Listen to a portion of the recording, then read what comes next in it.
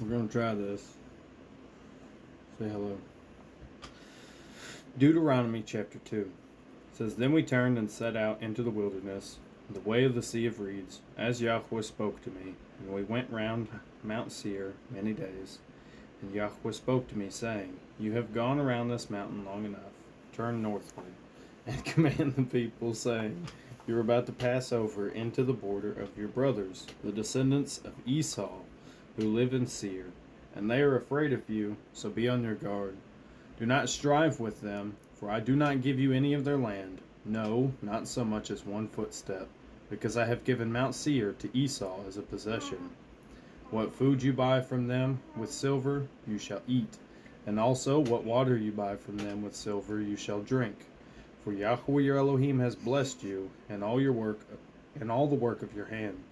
He has known your wandering through this great wilderness these 40 years. Yahweh your Elohim has been with you. You have not lacked any matter. And when we passed beyond our brothers, the descendants of Esau, who dwelt in Seir, away from the way of the desert plain, away from Elath and Etzion-Geber, we turned and passed over by the way of the wilderness of Moab. And Yahweh said to me, Do not distress Moab, nor stir yourself up against them in battle, for I do not give you any of their land as a possession, because I have given Ar to the descendants of Lot as a possession. The Emites had dwelt there formerly, a people as great and numerous and tall as the Anakim. One second. It says they were also reckoned as Rephaites, like the Anakim, but the Moabites called them Emites.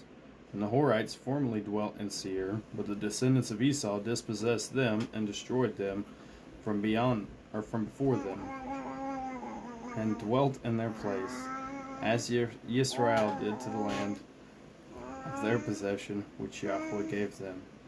Now rise up and pass over the Wadi Zered. So we passed over the Wadi Zered, and the time we took to come from Kadesh Barnea until we passed over the Wadi Zered was 38 years, until all the generation of the men of battle was consumed from the midst of the camp, as Yahweh had sworn to them. Those are the people that went up last time, even though Yahweh said, Do not go, for I am not in your midst. The rebellious ones, first generation rebellious ones.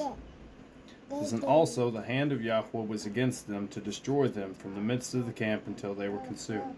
See?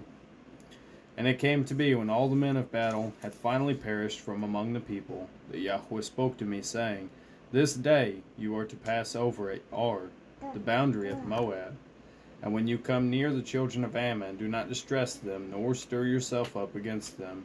For I do not give you any of the land of the children of Ammon as a possession, because I have given it to the descendants of Lot as a possession. That was also reckoned as a land of Rephaites. Rephaites formerly dwelt there, but the Ammonites called them Zamzumim, a people as great and numerous and tall as the Anakim. But Yahweh destroyed them before them, and they dispossessed them and dwelt in their place, as he had done for the descendants of Esau, who dwelt in Seir, when he destroyed the Horites from before them. They dispossessed them and dwelt in their place even to this day. And the Awim, who dwelt in villages as far as Azah, the Caphtorim, who came from Caphtor, destroyed them and dwelt in their place. Arise, set out, and pass over the Wadi Arnon. See, I have given into your hand Sihon the Amorite, sovereign of Heshbon, and his land. Begin to possess it, and stir up yourself against him in battle.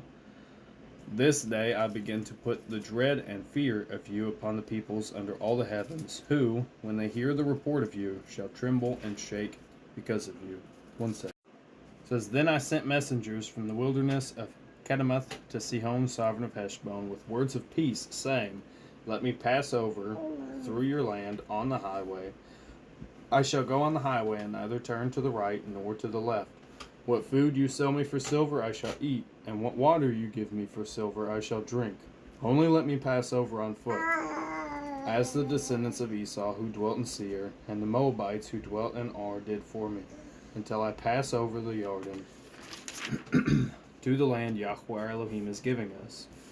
But Sihon, sovereign of Heshbon, would not let us pass over, for Yahweh your Elohim hardened his spirit and strengthened his heart, to give him into your hand, as it is to this day.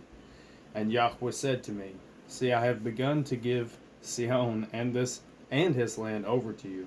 Begin to possess, in order to possess his land. And Sihon and all his people came out against us to fight at Yahatz, and Yahweh our Elohim gave him over to us. So we struck him and his sons and all his people, and we took all his cities at that time, and we put the men, women, and little ones of every city under the ban. We left none remaining. Only the livestock we took as plunder for ourselves, and the spoil of the cities which we captured, from Aror, which is on the edge of the Wadi Arnon, and the city that is by the Wadi, as far as Gilead. There was not one city too high for us. Yahweh Elohim gave all to us.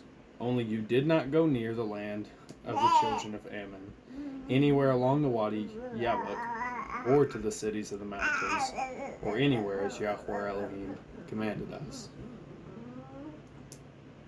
You clapping? Say yay! So that was chapter 2. Kind of a history, which all these things can go back to prior to Deuteronomy.